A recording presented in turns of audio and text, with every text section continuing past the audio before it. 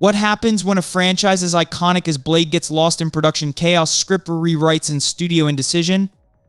Well, it's a mess like nothing we've seen before.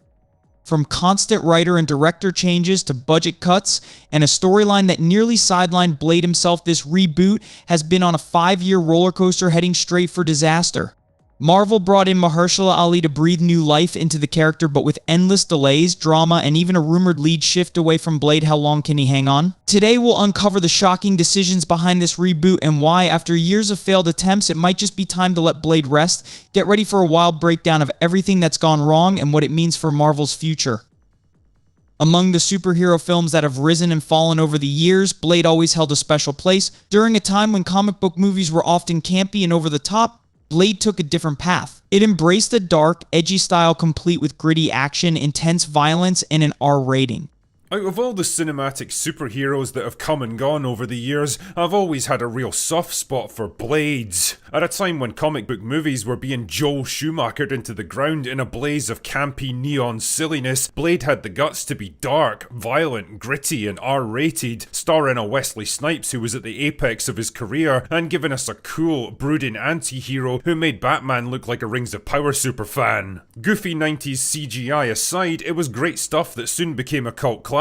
It gave us bullet time a full year before The Matrix thought to do it, and in a lot of ways it kicked off the modern era of more serious and legitimate comic book movies. Yeah, I know The Crow technically did it like 4 years earlier, but Blade was way more accessible to general audiences. The 2002 sequel gave us a slicker, more refined product with better action scenes and a bigger cast. Unfortunately, the third movie, Blade Trinity, turned out to be a bloated misfire that failed to capitalise on its momentum. I mean, damn man, it's probably worth watching for Jessica Biel alone, and it basically launched Ryan Reynolds' mainstream career, but its underwhelming box office combined with a troubled production was enough to bring the Blade franchise to a screeching halt. But hey, cometh the hour, cometh the greedy studio looking to capitalise on old IPs, and when Marvel bought back the rights to the Blade character in 2012, they got straight to work by sitting on it and doing nothing for the next 7 years. I mean, okay, to be fair, there was apparently some talk about Snipes reprising his role for a fourth movie in the mid-2010s, but it ultimately went nowhere and no director was ever attached to it. It would be 2019 before Marvel finally announced a rebooted Blade movie, with Mahershala Ali attached to play the title role. And I'll be honest here, the announcement wasn't exactly met with thunderous applause. A lot of people were still very much attached to Wesley Snipes' version and were holding out hope for a fourth movie, and the idea of an R-rated character like Blade slotting into the family-friendly MCU felt about as natural as seeing Movie Bob at a salad bar. The obvious worry was that they were going to neuter him to go for that mass market appeal and lose the very elements that made Blade so cool and unique. As it turned out though, we didn't have to worry much about that because the movie was about to enter its very own production hell.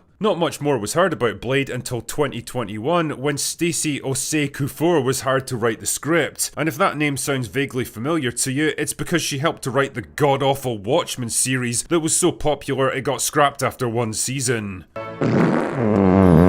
Bassam Tariq was brought in to direct the movie, only to leave the project the following year over creative differences, forcing them to delay production. While they looked for a new director, they also decided to rewrite the script. Stacey was out and Beau DeMayo was brought in to replace her, and his big idea was to make the movie a period piece set in the 1920s.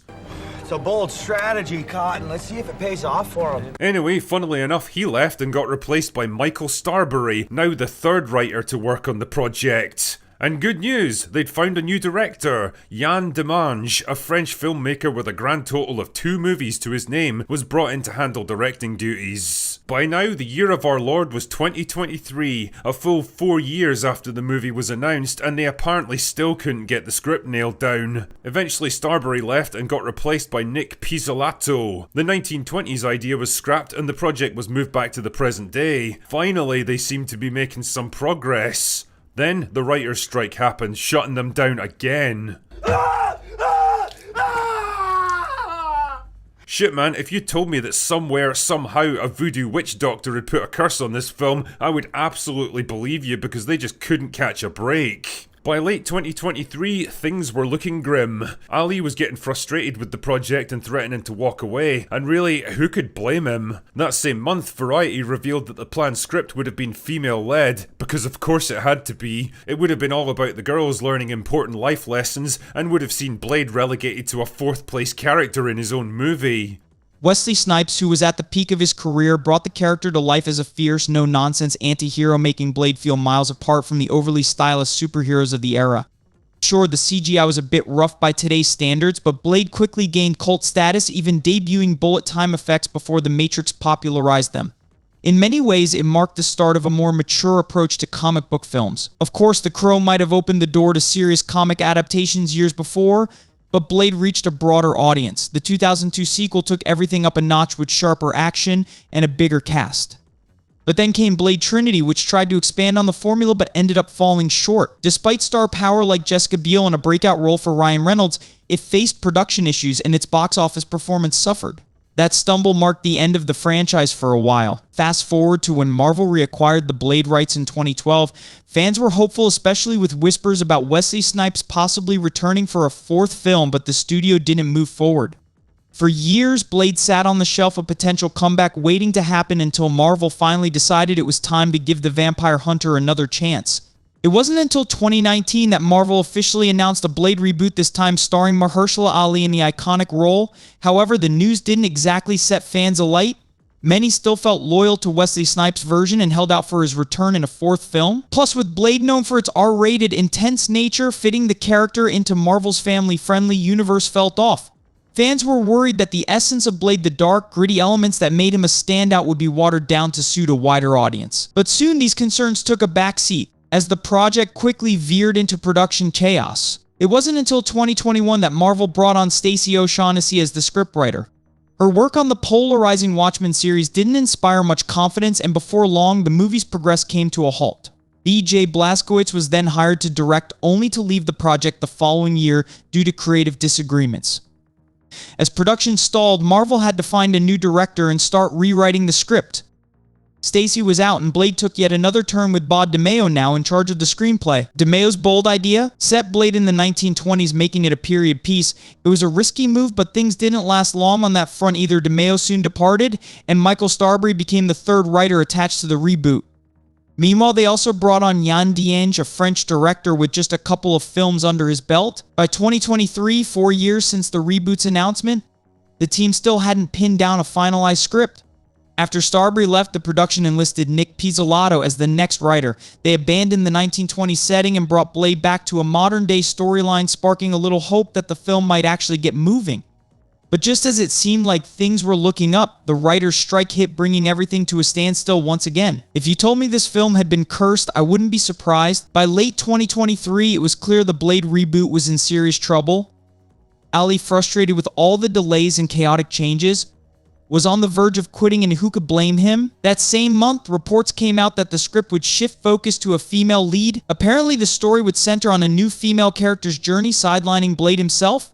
Fans were understandably baffled at the idea of him being reduced to a minor character in his own movie. To make matters worse, the budget was set at less than $100 million, barely half of what Marvel spent on She-Hulk. Trying to pull off a high-stakes action film with Blade's dark, intense tone on such a tight budget seemed wildly unrealistic. The team pushing forward with this plan either didn't understand what made Blade work or weren't invested in making it stand out. Finally, by the end of 2023, things seemed to stabilize. The writer's strike had ended, and work resumed on the film. Michael Green, known for Logan and Alien Covenant, came on board as the fifth writer, bringing fresh experience to the project. But just as the dust was settling, it all fell apart again in early 2024. Director Yann Dienge had enough and stepped away from the project. Shortly after, Green also left and was replaced by Eric Pearson, but no new director was brought in. At this point, the Blade reboot had been in the works for 5 years, cycling through 6 different writers and 2 directors.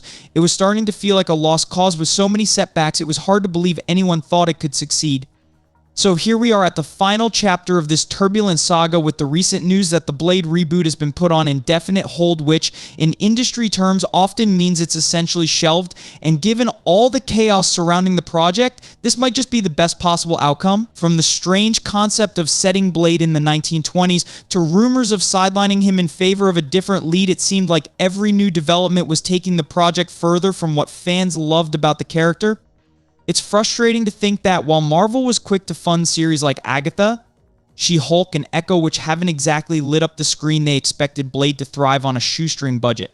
The character deserved much more respect than a low-budget, misdirected reboot that felt out of touch with his legacy. The fact that Marvel cycled through 5 years, 6 writers, and 2 directors without nailing the essence of Blade speaks volumes. It shows just how far Marvel has drifted from understanding what made Blade such a groundbreaking character in the first place. It's hard to imagine Mahershala Ali sticking around for this project much longer. He spent 5 years trying to get the Blade reboot going, and by now it's clear that he might be better off stepping away. Signing on for a new superhero franchise would likely mean committing to at least a decade, a huge demand for any actor at this point in their career. Plus, with the project in such turmoil, perhaps Blade is a legacy best left to Wesley Snipes, who, let's be real, set a bar that's hard to reach. To sum it up, the reboot has faced endless delays, frequent creative changes, and budget constraints, with fans left wondering if it will ever capture the essence of the original. Mahershala Ali's commitment and talent may not be enough to save this sinking ship if Marvel doesn't prioritize the legacy of Blade and honor what fans originally loved about the character. Thanks for tuning in to Movie Saga. If you enjoyed this breakdown, don't forget to subscribe, hit the bell icon for more updates, and leave a comment with your thoughts. Do you think the Blade reboot still has a chance, or should Marvel let it rest? We'll see you in the next video.